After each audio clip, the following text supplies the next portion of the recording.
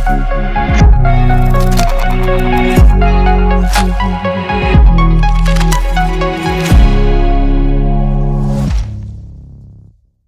everyone to the Stormbirds Podcast. This is episode 4, and today we're going to be kicking off a 2-part series talking about civil aviation flight simulation.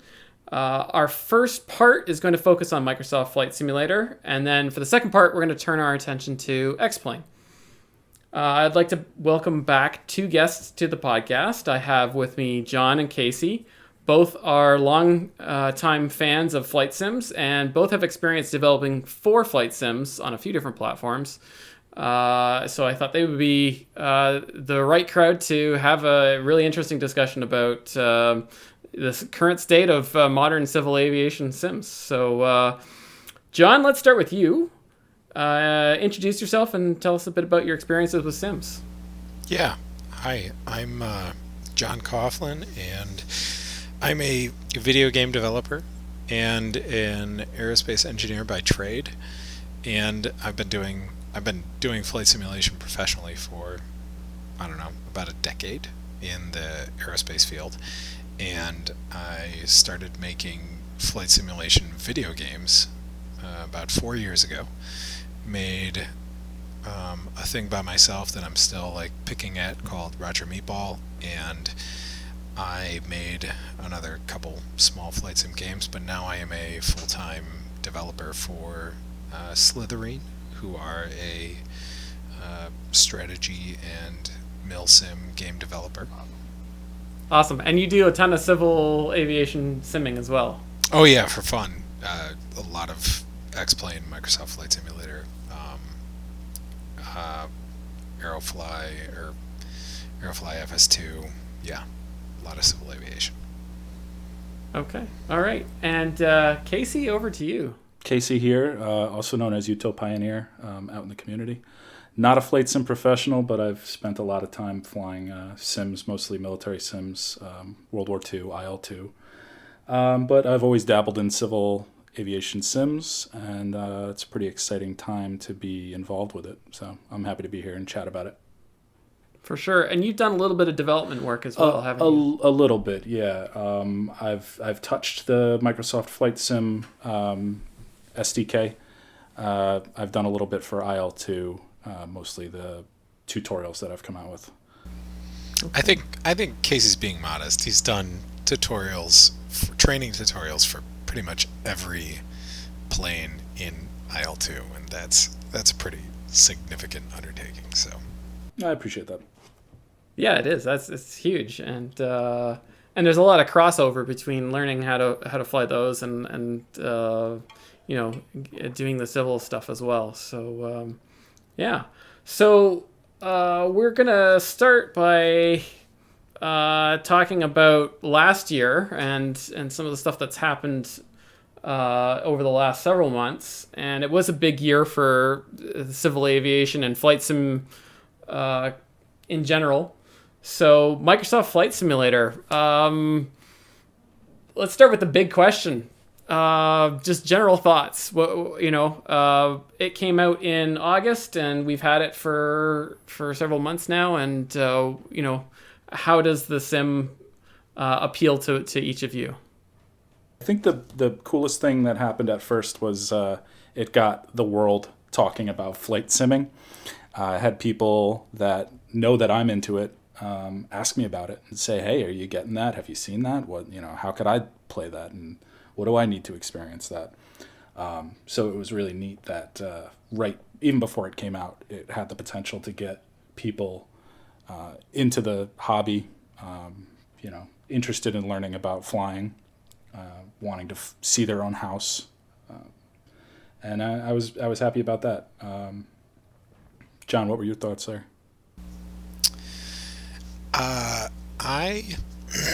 I still kind of can't believe that it exists. Sure. It's so overwhelming in scope and production. It's beautiful. The flight dynamics are really good.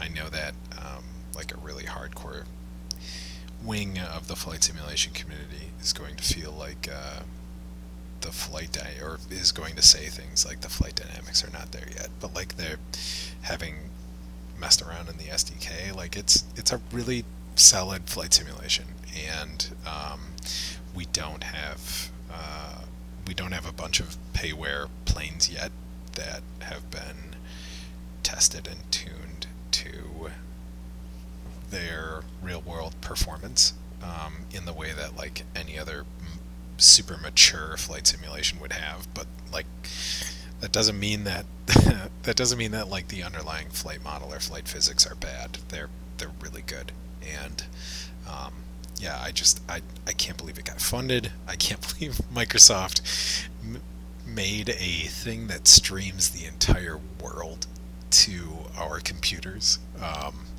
It's nuts. It's pretty wild. I'm really excited about it, and really excited about the future, and really excited about sort of the precedent that it sets. I think it's just at release, I think it's weather, it's clouds, it's lighting, it's flight dynamics, it's I like almost every aspect of it is better than any simulator that we've had stock like out of the gate. So I don't know. I think it's really good. Yeah, that's my. That is the real appeal, isn't it? It's the out of the gate experience. You download it, you install it. I mean, and we'll talk about some of the challenges there as well. But when it works, and most of the time it does, and you open it up and you've got this complete flight sim experience that doesn't need a lot of tweaking. Like that world experience that you can just pick a point on the map and go, yeah, I'm going to go fly there today, and stream in just incredible high resolution satellite imagery. It blows me away. It still blows me away. It's been months and I'm still going, this is really cool. I want to go and explore some new place on the planet. And I go and do it, and I'm not disappointed. Like, most of the time, it's excellent.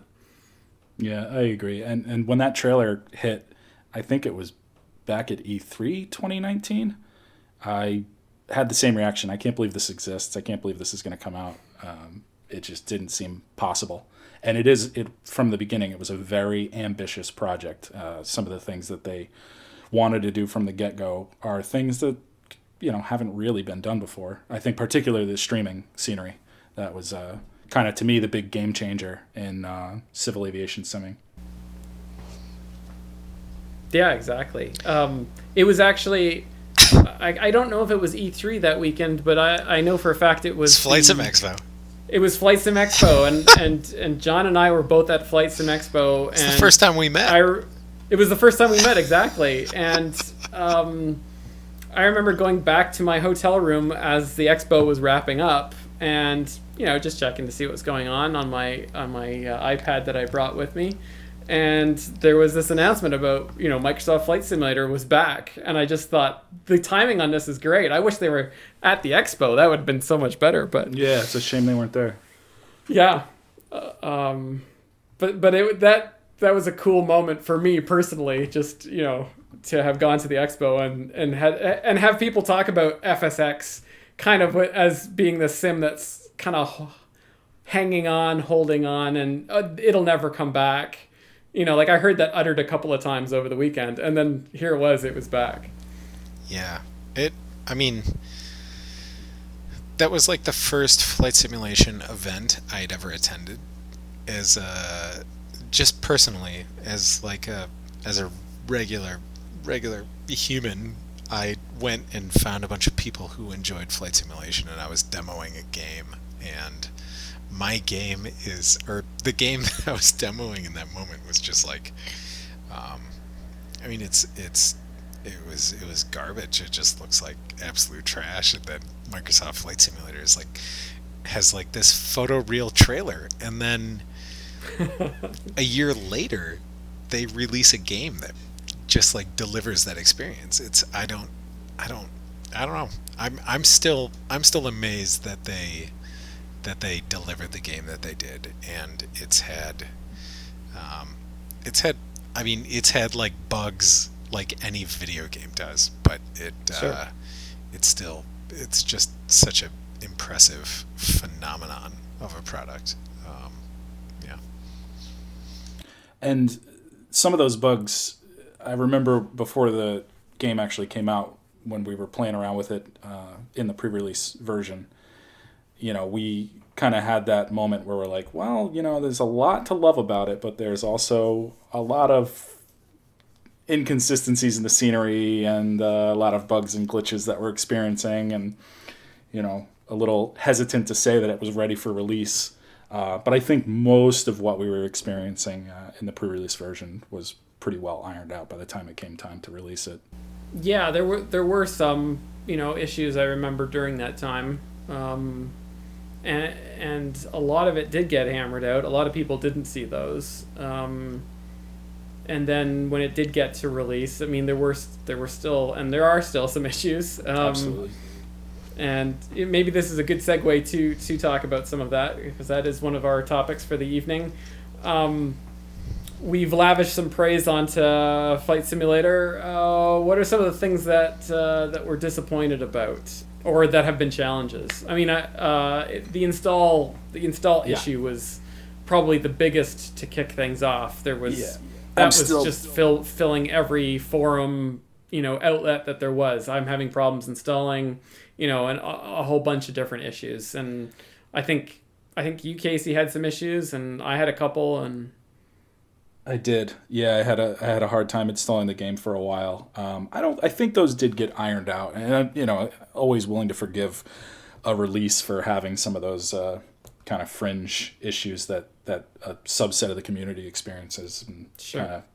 Is preventing them from enjoying the product that they're excited about.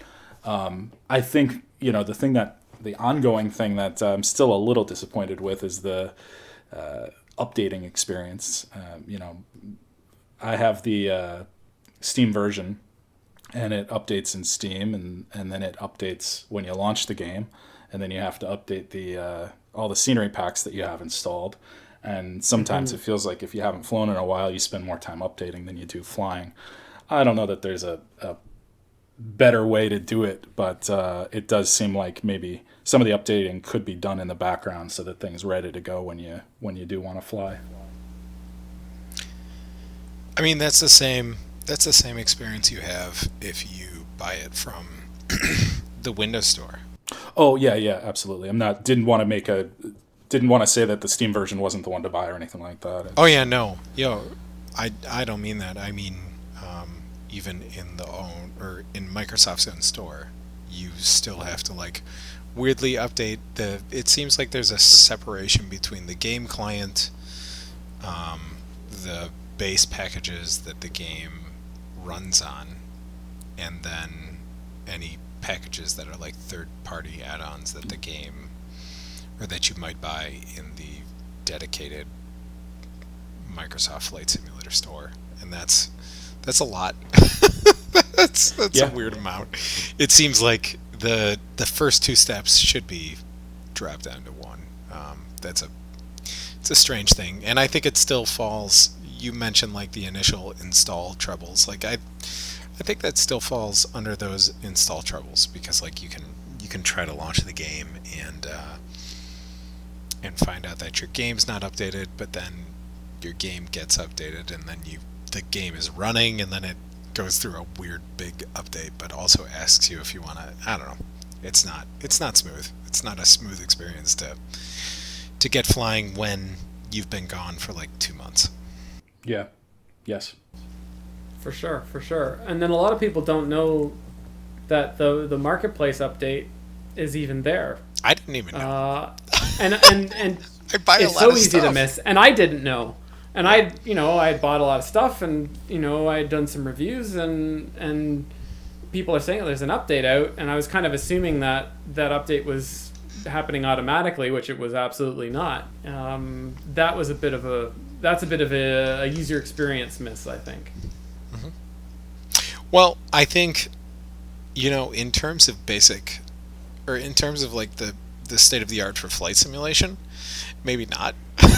Because we all suffer through this bizarre ecosystem of base games and add-ons from third-party websites, and buying things from multiple third-party websites like is an option. And so like, True. you know, It's we true. always we it's like people who like flight sim, we suffer through a lot of sort of installation nonsense, but Microsoft Flight Simulator definitely packages itself as a one-stop experience, and I assume that they'll get better with that as they go on. But I think that they communicate that they are a sort of single source for a sim and updating the sim and updating all of your add-ons, and it's like you have to get inside of the program and then choose to update add-ons exclusively, and so it's not, I don't know, I think there's a disconnect in this sim with that user experience, and I think that's more of the problem than just the fact that you have to do it, because clearly we can do it in other sims. So Sure. Do you think For sure. Microsoft Flight Sim is more approachable than either past Microsoft Flight Sims or other products that are out there? Oh yeah, I mean, I think it is. I like like if you ask that question to me, like if I were to ask that question to myself, and someone were to come up to me and say, hey, I'm kind of interested in flight simulation, but I don't know where to start. I am 90% likely to recommend Microsoft Flight Simulator over anything else at this point, because like they're going to get a really good experience right out of the gate. The graphics are going to look great. They're going to be able to pick wherever they want to fly in the world. It's going to look, the experience is going to be good. There's the built-in training is good enough, and it's that much more approachable than anything else that's out there. Like, take for example the world map that Microsoft Flight Simulator has.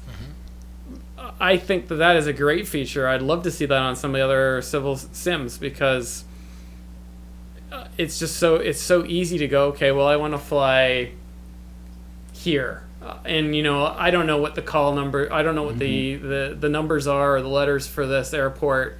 I just want to fly in this spot.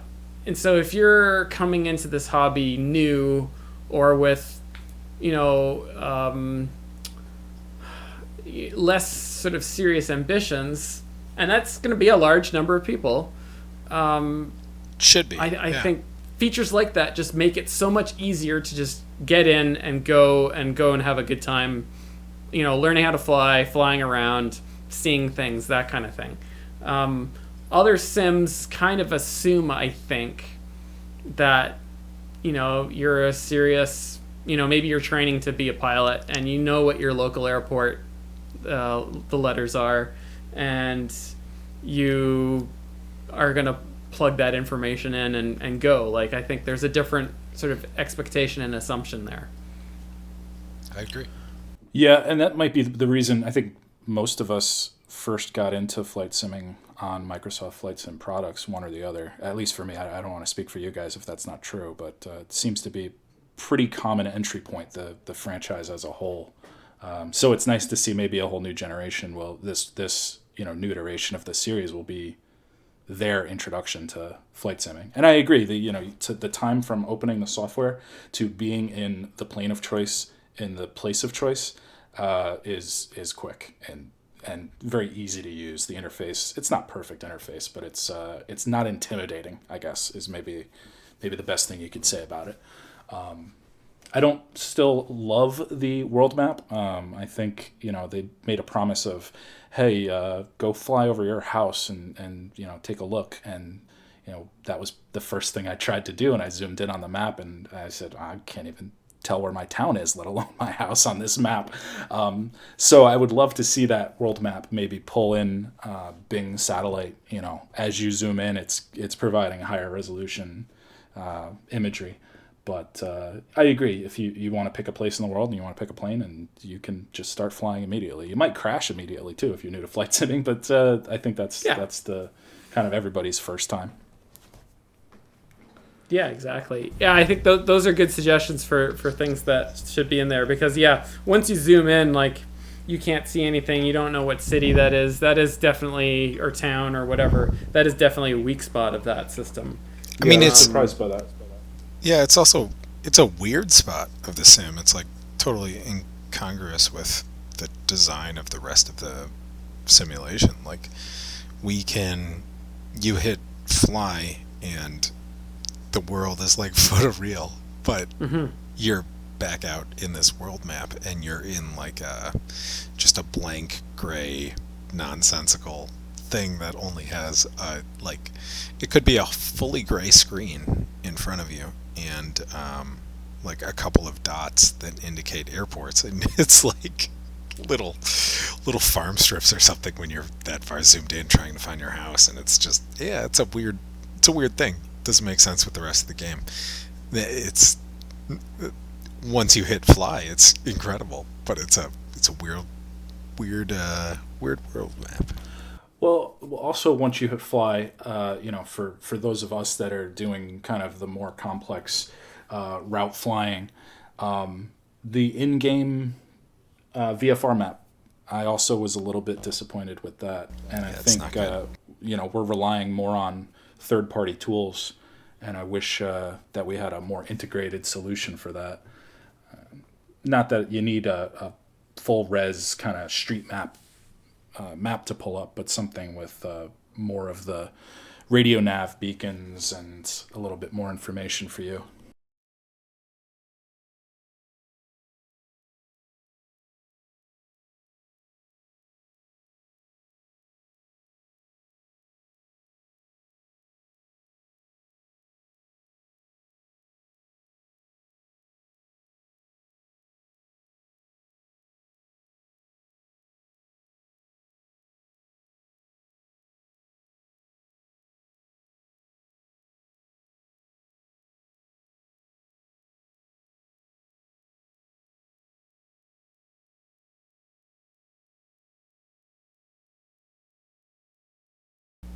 Yeah, I feel like saying they make it harder to do or something is like is sort of shining a light on just they don't do it right now.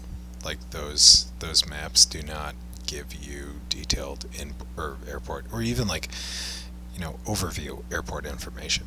And the fact that you pull up that map and it doesn't show you what the frequencies are of VOR or ADF beacons is, I don't know. It's weird. It sort of makes it useless for a real, or for any sort of radio navigation in real time, and that's a bummer. Like Casey said, you have to like pop out of the sim and go to your web browser and go to a page that has those beacons, and then just hope that they're in the simulation. And that's a weak point of Microsoft Flight Sim right now, is just that it doesn't show you in real time which or what radio signals might actually be available to you.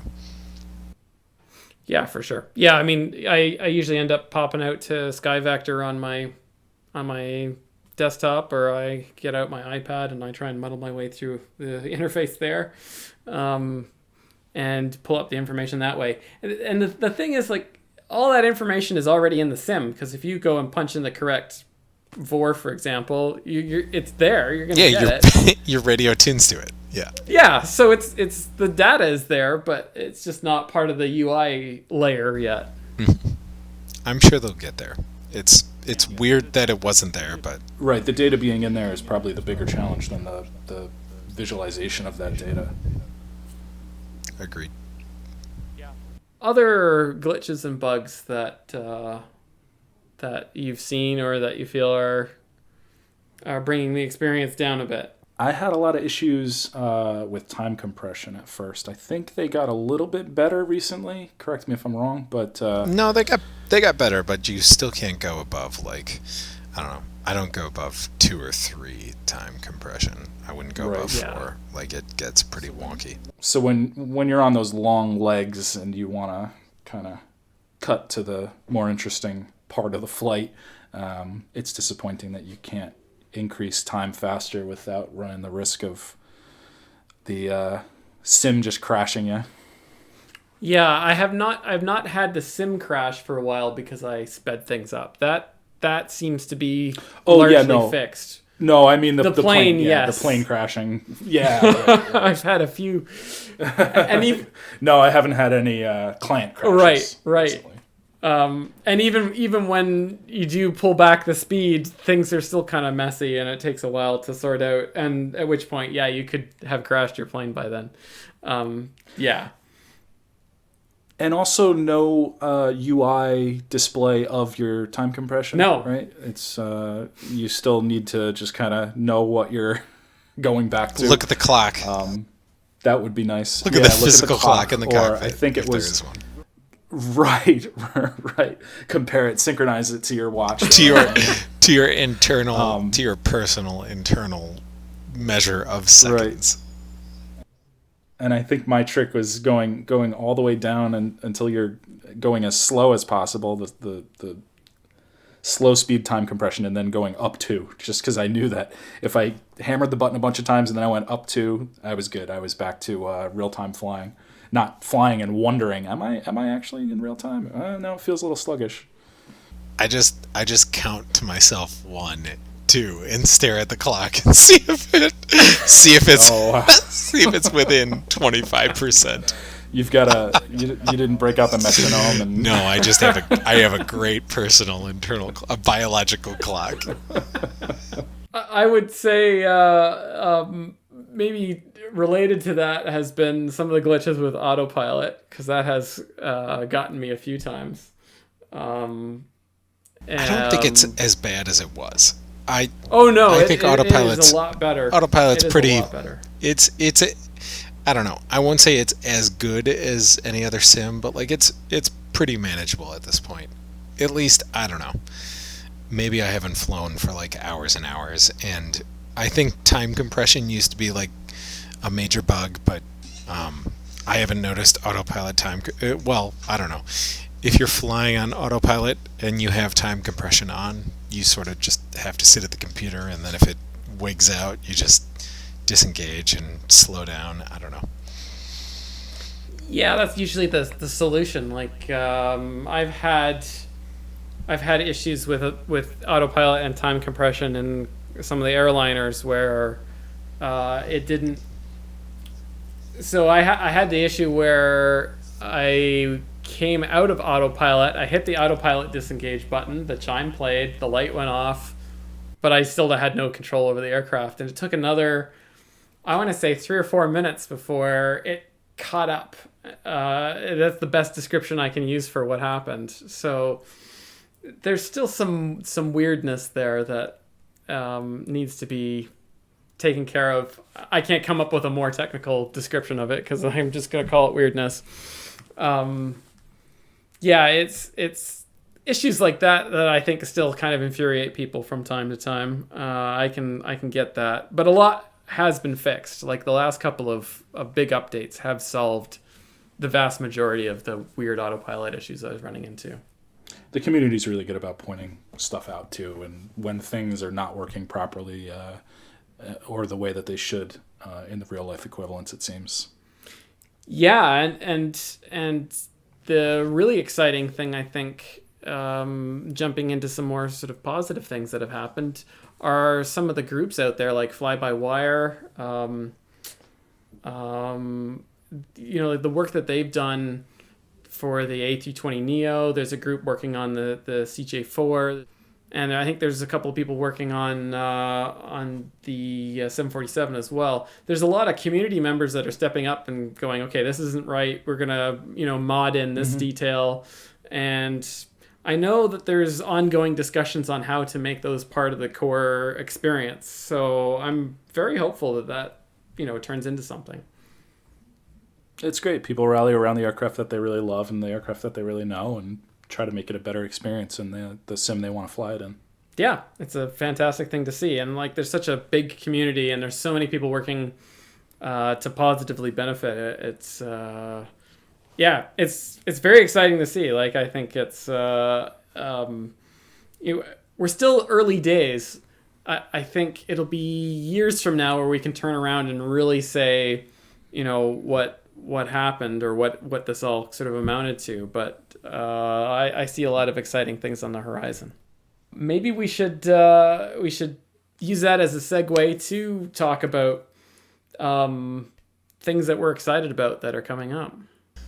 I know that they're going to bring helicopters to the game, and I think that this sim stands out in its VFR capacity. Yes.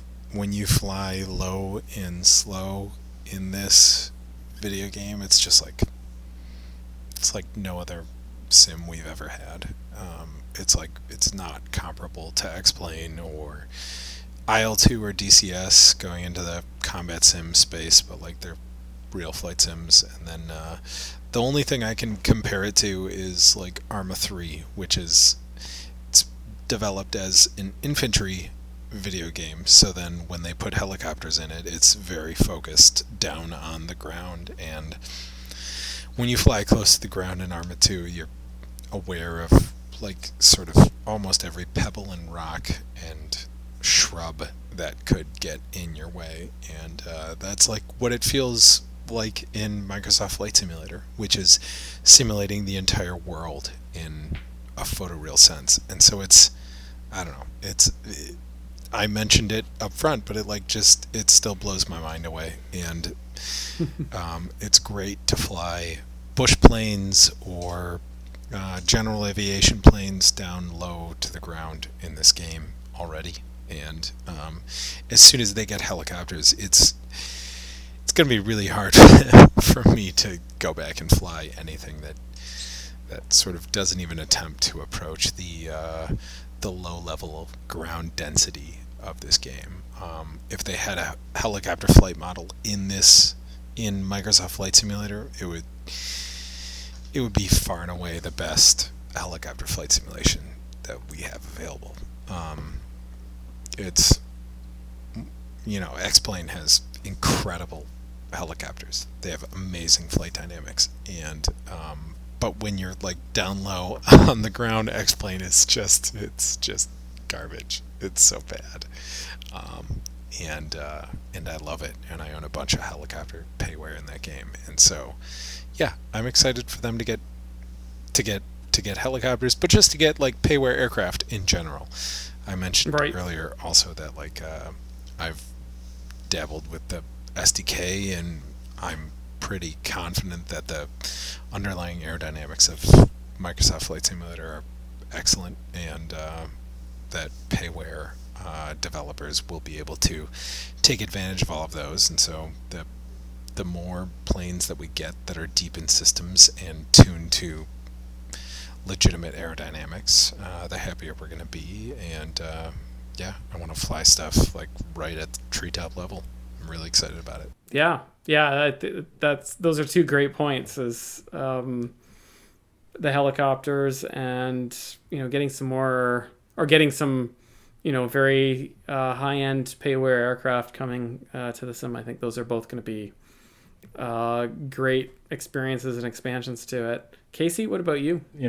Jumping off the payware aircraft, I'm excited for a sim that has a built-in marketplace.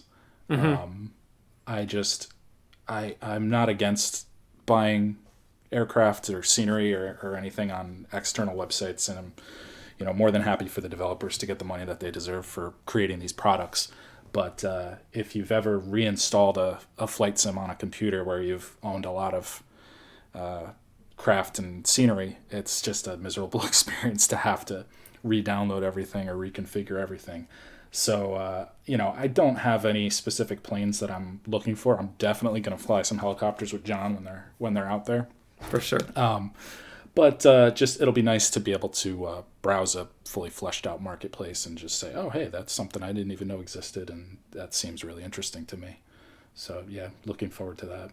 My big wish list item when the game released was VR support, and we got that. So that was top of my list personally. Yeah, that was a big feature, and that was an interesting thing when the announcement came along, and everybody was going, well, it's going to support VR, right? And that seemed like it had been a bit of a miss from their roadmap. And they admitted, Asobo Studios admitted that it wasn't something that they had been working on up to that point. And then very quickly, I think they turned that around because, between the time of the announcement and the time that we learned that VR wasn't a thing, and I think they heard from a lot of people going, VR is really a killer feature for any kind of flight sim. Like that wasn't a long period of time. I think it's about a year. In a multi-year dev cycle, they managed to make it work. And I don't have VR, so I don't know what it's like, but I've heard it's good. Yeah, John, you've used it, right? Oh, I was just gonna. Well, I was gonna ask you. It's a good experience from everything that I've heard. So feel free to jump in. You've got firsthand experience with it. Yeah. I mean, it's the same game that you play on 2D. It's wild.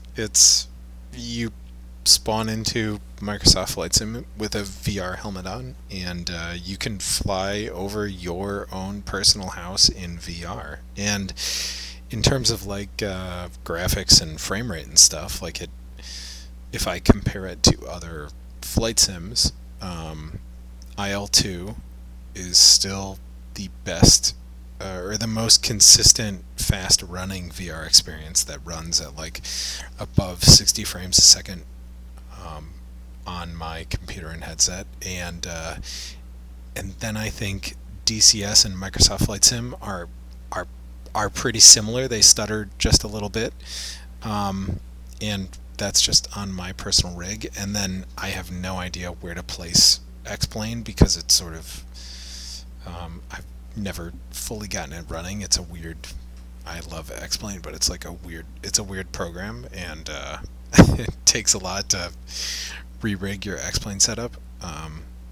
But then there's also like in terms of civil flight sim, there's Aerofly FS2, and that runs at like I don't know, I don't know what it runs at, like 90 to 120 frames a second. It's unreal. Like Aerofly FS2 is built for VR, so it's the best VR flight sim. But like, yeah, Microsoft Flight Sim is it's good. It's incredible to it's unreal to choose a point on the map in the world and press play, and in like 2 minutes, even in VR, you're just there, and it stutters a bit, and you move your head around, and it's like it can be laggy depending on what weather you have, but it's the same game in VR. It's amazing. They've done a great job. Yeah, incredible job. Yeah, I mean, and if they've been able to do that in a relatively short period of time relative to the whole dev cycle, I think any improvements that come along from now on will just sort of add to that. And the word is that they have at least another few years worth of development. I've heard about maybe a 5-year plan of development and probably another 5 years after that of sustainment and support. So the systems that we're going to be running this on in, say, 5 years from now are going to be that much better at doing VR. I think it'll just enhance that experience even more. Being able to amp up the visual details to the max that you get on a 2D screen and have that run smoothly without a hiccup. I think that is what is coming. I think that's part of that future experience. So yeah, no, I think it's good. That's going to be huge as time goes on. There's a few things I'm excited about. Definitely the helicopters. I'm really curious about the gliders because I have never gotten into a gliding sim before, so I'm not sure whether I'm going to really enjoy that or not.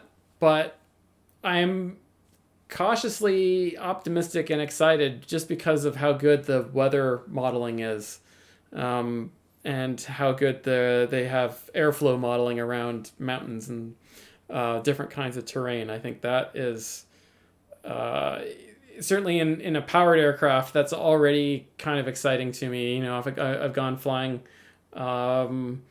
in some pretty interesting areas around the world already, Himalayas and the Rockies, and I could see myself jumping into some places and going in a glider and kind of having the same experience. And so I'm looking forward to seeing what that's like. There's some specific aircraft I'm excited about. Really interested to see Aerosoft's CRJ, which has been kind of billed as the first high fidelity, maybe not study level, but high fidelity airliner to come to the sim.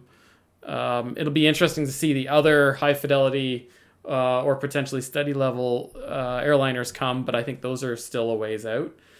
I'm really interested in different experiences. Like the Aerosoft's Twin Otter project sounds and looks phenomenal, especially as they are planning to do skis and floats and the regular wheels and bush wheels, like all of those different configurations on that plane. That sounds great. So yeah, I'm interested to see new aircraft added and the kinds of added experiences that you can have. There's sky's the limit, right? Yeah, I think that, like you said, the added experiences, filling in the niche categories of flight simming more and more, and giving people every opportunity to experience that in sim. I think the helicopters plus the VR is going to be a particularly fun experience.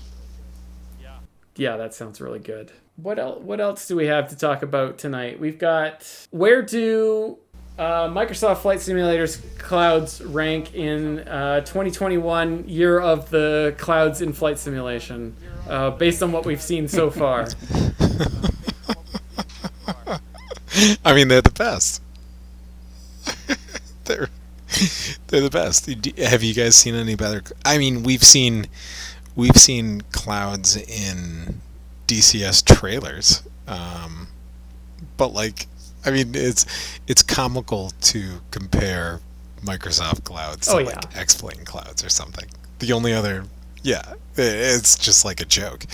And IL-2 has great clouds, but it's not even comparable in like pure visual sense to Microsoft clouds. Well, I would agree. And I think the thing that Microsoft's clouds and sky in general marry so well together is both really strong visuals with good weather modeling and reasonably good live weather modeling. Although I know some people have had some issues with it, but my experience has generally been pretty exceptional for the most part. And putting all of that together it's been impressive. And then, like I did a flight yesterday where I flew along the UK coast, past Dover, and I started out with sunny, clear skies, which is a bit unusual at this time of year there, but sure enough, in the real world, that was the case. And then that was also the case in the sim. And as I'm flying along, I'm getting close to Dover, and there's some low fog, and there's some sort of rolling clouds, and just like the visuals combined with the data, it's so good. It's there's nothing else that compares with both of those layers together. I'm really interested to see what DCS does. We've seen it in a trailer. We've seen some nice screenshots. They have a series of updates that are coming, and the visual update is the first with some presets. And they're talking about more sophisticated weather modeling as well. So we'll see how that measures up. But I think those are probably maybe a close second if they look as good in on all of our systems as it does in the promotional pieces. Yeah, and then there's nothing else in the civil aviation area that's anywhere close that has any of that combination of features. I mean, you can get plugins for X-Plane that have incredible live weather, weather injection and that kind of thing, but most of those focus on the data, and they don't have the visual backup. And for me, that misses something. Because I really think that those two should be intrinsically linked, and they're frequently not. I agree. In X-Plane, I have Active Sky, or I added Active Sky to my X-Plane install recently, and it increases the fidelity of the winds aloft as I fly from anywhere to anywhere, and it increases the amount of turbulence that I might get in any one area, and it makes my weather more consistent from place to place. It improves the interpolation of weather, but all of that stuff exists in the stock Microsoft Flight Simulator. Yeah. With, in addition to that, just phenomenally better visual fidelity, and Microsoft seems to not have consistently the most accurate live weather compared to these live weather plugins. But when they do have live weather, flying around the world and having that weather sort of interpolate itself as you're flying is amazing. And flying through a storm, whether or not this storm is accurate to this storm that might, or to the sky that might exist in the real world space that you're supposed to be flying in. If you fly through a storm in Microsoft Flight Simulator, your plane jostles around phenomenally. It's just an amazing immersive experience that makes you feel like you're actually piloting a real aircraft, and that's not something that exists in most flight simulations. So I think, once they get a more accurate moment to moment storm tracking and weather tracking, it's going to be great. They're already ahead of the game, I think. Yeah, for me, more important than the weather matching what I'm seeing out my window or matching, what a forecast is saying, is that it feels dynamic, it feels unpredictable, and it feels dangerous. When you're making the decision in real life to fly from point A to point B, you're checking the weather to see if it's putting you at risk, and the sim does make the weather feel dangerous, not that you're just choosing from a set of weather, presets to fly in. It feels a lot more realistic in that way.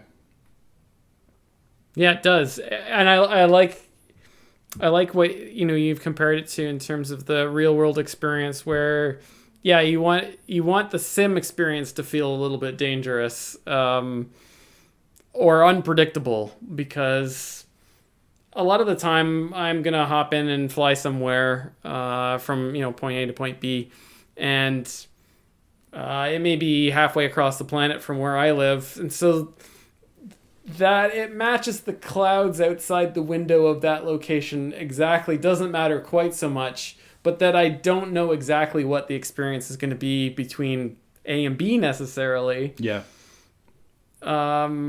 Or that it could change. I think that's an interesting and exciting experience.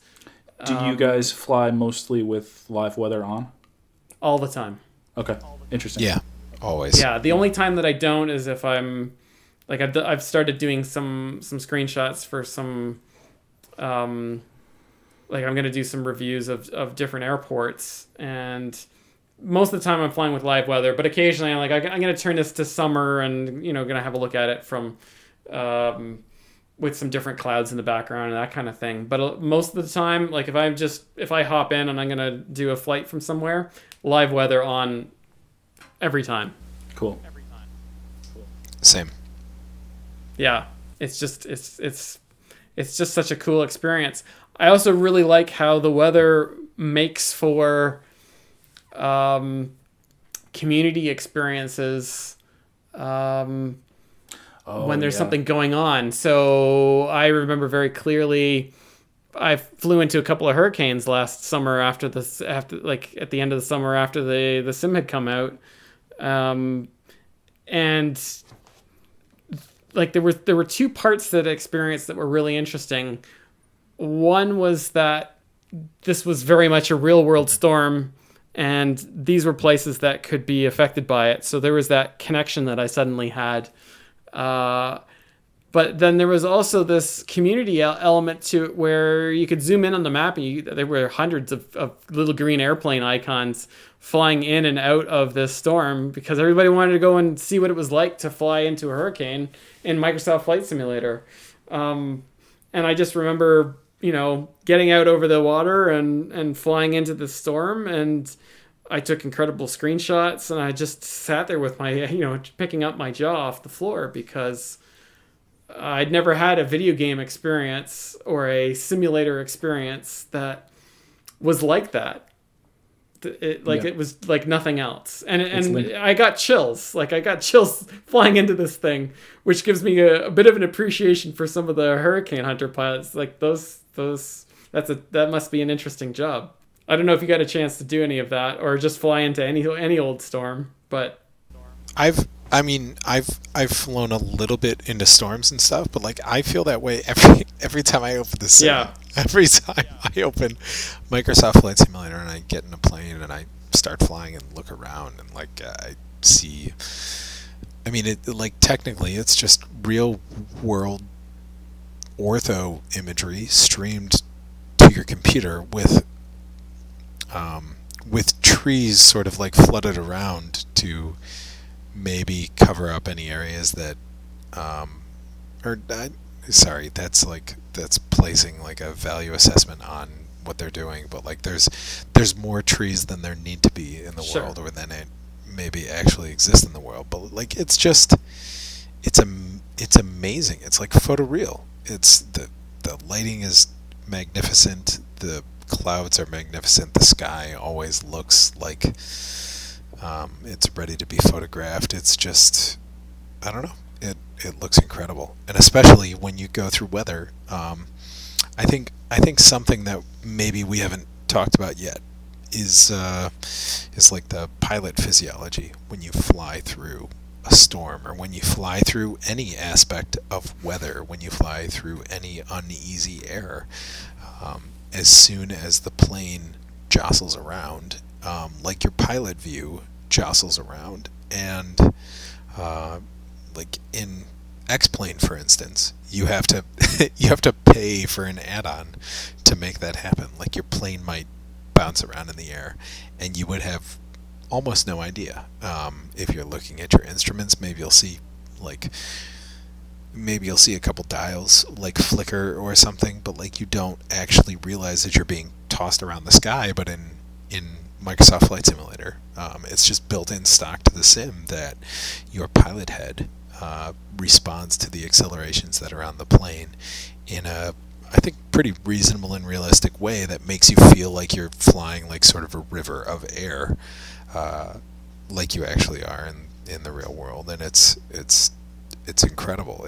I think that's a thing that we should expect out of every flight simulation going forward, and I'm really happy that they included it stock. And I think we're so used to a very stable experience of flying in DCS or IL-2 or X-Plane, and I think this should become our new like sort of standard or state of the art, is when you go through a bunch of turbulence feeling disoriented. It's part of piloting, and it's amazing that they just included it out of the box. I agree completely. Yeah.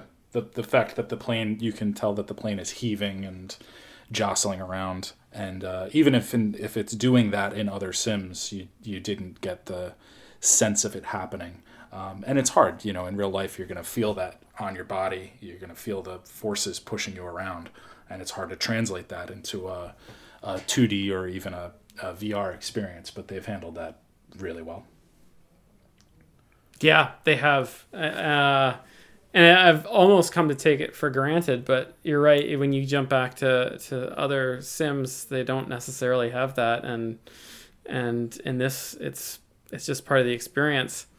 I guess that leads us to maybe a final question for this episode, and I think we're all sort of angling towards the answer already, and that is, how the Sim has changed the conversation, or maybe more specifically, how the Sim has changed our expectations on what the minimum spec for future civil aviation sims should be like. Do you think that everybody needs to follow in the footsteps of this sim? What do you think? Not with everything it's doing, but I think they've raised the bar in a lot of different categories, especially the streaming scenery. I think that was the biggest improvement they've done to the flight sim kind of genre. The fact that you can get updated and real world accurate scenery everywhere in the world, periodically updated and kept current is just game changing. And I hope that stays. I'm sure it's expensive for them to do that and to run the servers that are providing that scenery, but it's just so nice to not have to download update packs and just have it done in the background as much as it does it in the background. For sure. Yeah. John, what do you think? I think as a community, we still have not had an opportunity to appreciate the fact that they're making a really physically solid flight simulation underneath all of this. Having read through their SDK documentation and tried to build some really simple planes with their SDK, the tools maybe for the community have not been as open and understandable as some other flight simulation tools, but there's not a fundamental problem with the way that they're doing aerodynamics. I think they're doing a really good job. And so I think once the community starts to appreciate the fact that the aerodynamics are actually sound and good, maybe they'll spend more time in this sim and just be as blown away as we are with everything else that goes along with it. But it's changed my expectation for aspects of user experience. There aren't a lot of flight sims you can jump into, and Microsoft Flight Sim gives you a map. You can scroll around the map and click a place and fly. Now you can click a place and fly departure and start on the ground, and you can click a place and fly arrival and start in the air. And I think that's still different from clicking a place and saying I want to spawn at an altitude and speed or something. And eventually that's a aspect of the user experience that I think they should add. But even just clicking on a map and saying I want to fly arrival to this place and spawning in the sky is that's so much easier than anything that we have. And I don't know, the whole user experience is so much more intuitive than I think almost anything that we have, and that they're clearly marketing to people who might not have lived in flight sims like the three of us have for the last 5 or 10 years. So I think that should become standard, because I don't think there's anything about flying a plane that needs to be so weird and obtuse and complex as sort of what we put put ourselves through when we load up DCS or IL-2 or X-Plane or whatever else we might be flying. I think that's good stuff. It's good progress, and I think it's better. It's still not as slick. Weirdly, even though it's a Microsoft product, it's still not like as slick as like loading up Halo or something and getting it to a match. But like it's better than it was for any of those other sims, and we should come to expect that from anything else. I think that's something that Microsoft has always done a slightly better job of doing in their franchise than some of the other flight sim franchises. I think almost all the more recent ones, you open the game and the first thing you see is a real nice picture of a plane in the sky or on the tarmac and pleasant music playing in the background, right? It's immediately trying to put you into that kind of ease, and this is going to be a pleasant experience. You don't need to worry. It's not going to be a stressful experience. Like flying's cool and planes are cool, and like why would you hide cool planes under like infinite menus and nonsense? For sure. Yeah, I that's something that they've done well. I mean, they have a bigger team and resources behind it, which helps. But I think those features they may not be core to the flying experience, but I think that they're core to the flight sim experience. So like when you jump into, when you load up the sim for the first time, especially if we're talking about, as the three of us frequently are, getting new people interested, younger people, older people, doesn't matter, getting new people interested in flight sims and potentially in aviation as well, making it approachable is such a important piece. And I know, there was news recently that the composer for the flight sim, the FSX menu music had passed away, and a lot of people had something to say about that because they could instantly recall that music. So it was just part of their, that shared experience. So I think those things are important, just as, almost as important as the flying. Maybe not quite, but almost. Bringing new people into the hobby is only going to be better for everybody. It's going to bring more resources to the developers, and it's just going to allow for better products for us. Yeah, exactly. I agree with you. It is important, and it's like fundamentally important because, for instance, I already have, like, for the rest of my life, memorized the jingles that are in the beginning of Microsoft Flight Simulator, and I've flown it like a 10th or a 20th amount of the actual like flight time that I've spent in X-Plane or IL-2 or DCS. Like any of those individual sims, like it's just like Flight Sim or Microsoft Flight Simulator is already burned into my brain, and clearly like production is important, and that's why we have like the AAA video game industry. So yeah, I think it's good that they're, I don't know, I go back to maybe one of the first things that I said when we started this an hour ago, but like I'm stunned that this game got funded. Like there's just a phenomenal flight simulator, like a state-of-the-art flight simulation that is wrapped in like semi AAA video game trappings, and Asoba, the studio that's making it, is just like a standard AAA video game studio. Like I don't think those guys were, or those folks were all like flight sim focused when they got the job. Like it's amazing. It's amazing this got greenlit. It's amazing that they're doing as well as they are. It probably released earlier than the team would have expected or wanted, but like they're gonna put it on the Xbox, so my guess is that like they wanted to get it out on maybe a more stable platform than like putting it out to like millions and millions of standardized Xbox. Like I don't know, like it just, from a developer's standpoint, this whole roadmap that they've released it on makes a lot of sense. But like the actual business and economics of it like shock me, because it's so good. It's so good. It's so pretty. It must have been so incredibly expensive. Oh, it yeah. must still, in this moment, be so Yeah. expensive to run.